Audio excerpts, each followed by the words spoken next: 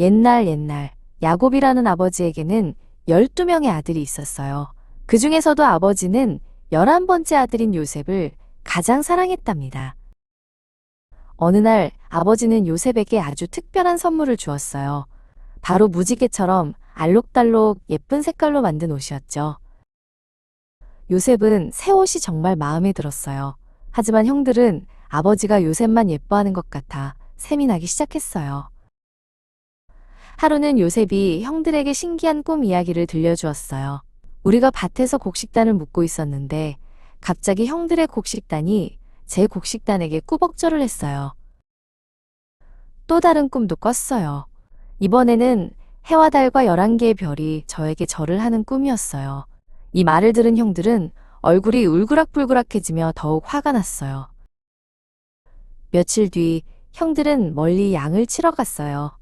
아버지는 요셉에게 형들이 잘 있는지 보고 오라고 심부름을 보냈지요. 요셉은 신나게 형들을 찾아 나섰어요. 형들은 멀리서 오는 요셉을 보고 나쁜 마음을 먹었어요. 저기 꼼쟁이가 온다. 우리가 요셉을 혼내주자. 형들은 요셉의 알록달록 옷을 벗기고 깊고 마른 우물에 빠뜨렸어요. 요셉은 혼자 남겨져 너무 무서웠답니다. 그때 마침 상인들이 낙타를 끌고 지나갔어요. 형들은 요셉을 우물에서 꺼내 상인들에게 멀리 데려가 달라고 했어요. 요셉은 먼 나라 이집트로 끌려가게 되었답니다. 비록 사랑하는 아버지를 떠나 먼 곳으로 가게 되었지만 요셉은 눈물을 닦고 용기를 냈어요. 이것은 요셉의 꿈을 이루기 위한 하나님의 아주 특별한 계획의 시작이었답니다. 아주 먼 나라 이집트에 도착한 요셉은 보디발이라는 높은 신하의 집에서 일하게 되었어요. 가족과 멀리 떨어져 홀로 남았지만 요셉은 하나님이 언제나 함께 하신다는 것을 굳게 믿었답니다. 요셉은 모든 일을 열심히 했어요. 정원을 아름답게 가꾸고 집안을 깨끗하게 정리했죠. 하나님이 지혜를 주셔서 요셉이 하는 일은 언제나 좋은 열매를 맺었답니다. 보디발은 성실한 요셉을 보고 아주 기뻐했어요. 요셉, 네가 우리 집의 모든 것을 돌보아 주렴. 보디발은 요셉에게 집안의 모든 것을 믿고 맡겼어요. 하지만 요셉에게 나쁜 일이 생겼어요. 어떤 사람이 요셉이 하지도 않은 나쁜 일을 했다고 거짓말을 한 거예요. 요셉은 너무 억울했지만 아무도 그의 말을 믿어주지 않았어요. 결국 요셉은 차갑고 어두운 감옥에 갇히게 되었어요. 너무나 슬프고 억울했지만 요셉은 하나님이 이곳에서도 자신과 함께 하실 거라고 굳게 믿었어요. 감옥에서도 요셉은 다른 사람들을 돕고 모든 일을 열심히 했어요. 감옥의 책임자는 요셉을 믿고 다른 죄수들을 돌보는 일을 맡겼답니다. 요셉 덕분에 어두운 감옥이 조금은 밝아졌어요. 어느 날 이집트 왕의 중요한 두 신하가 감옥에 들어왔어요. 한 명은 왕에게 맛있는 포도주스를 따라주는 술신하였고 다른 한 명은 맛있는 빵을 만드는 빵신하였죠.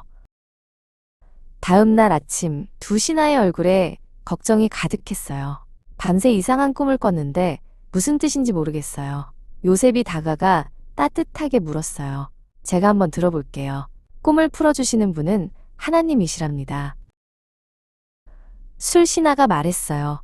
꿈에 포도나무가 보였는데 포도를 따서 왕의 잔에 채워드렸어요. 요셉이 환하게 웃으며 말했어요. 좋은 꿈이에요. 3일 뒤에 다시 왕을 모시게 될 거예요. 이번엔 빵신하가 말했어요.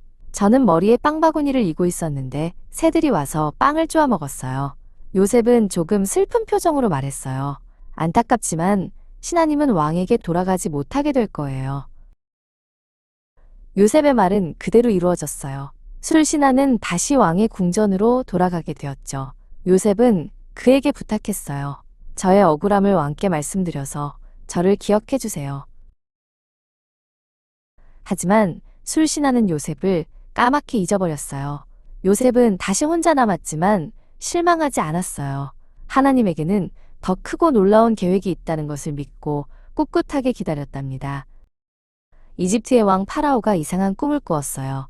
살찐 소 7마리가 마른 소 7마리에게 잡아먹히고 풍성한 이삭 7개가 마른 이삭 7개에게 삼켜지는 무서운 꿈이었죠. 아무도 그 꿈을 해석하지 못하자 파라오는 감옥에 있던 지혜로운 청년 요셉을 불렀어요. 요셉은 파라오 앞에 서서 그의 이야기를 겸손하게 들었죠. 이 땅에 7년의 풍년이 온 뒤 7년의 끔찍한 흉년이 올 것입니다. 요셉은 꿈을 해석하고 풍년 동안 곡식을 저장하여 흉년을 대비해야 한다고 조언했어요. 파라오는 요셉의 지혜에 감탄하여 그를 이집트의 총리로 삼았어요. 너보다 높은 사람은 나밖에 없을 것이다. 파라오는 요셉에게 자신의 인장 반지와 화려한 옷을 주었죠. 요셉의 말대로 7년의 풍년이 왔고 그는 엄청난 양의 곡식을 저장했어요. 곧이어 끔찍한 흉년이 시작되자 모든 나라 사람들이 곡식을 사기 위해 이집트로 왔답니다. 가나안 땅에 있던 야곱도 굶주림을 피하기 위해 아들들을 이집트로 보냈어요. 가서 우리를 위해 곡식을 사오너라. 하지만 사랑하는 막내 아들 베냐민은 걱정이 되어 집에 남겨두었죠. 이집트에 도착한 형들은 총리가 된 요셉 앞에 엎드려 절했어요. 그들은 자신들이 오래전에 노예로 팔아버린 동생을 전혀 알아보지 못했죠.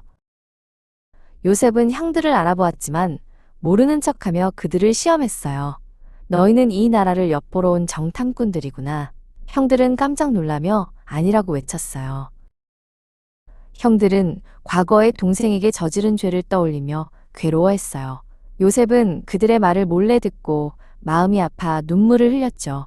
그는 시므온을 인질로 잡고 막내 동생을 데려와야만 곡식을 주겠다고 말했어요.